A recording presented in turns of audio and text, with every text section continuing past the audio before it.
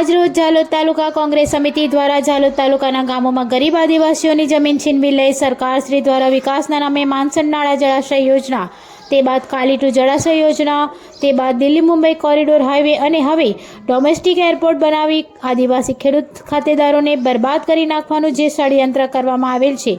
જો domestic airport બનાવવામાં આવે તો ગરીબ આદિવાસી ખેડૂત ખાતેદારો સરકારશ્રી દ્વારા વારંવાર વિકાસના નામે જમીન છીનવી લેવામાં આવતા ગરીબો પાસે અન્ય કોઈ જમીન ન બચતા આદિવાસી ખેડૂતોને પોતાના પરિવારનું ભરણપોષણ કરવું ખૂબ જ મુશ્કેલ બને તેમ છે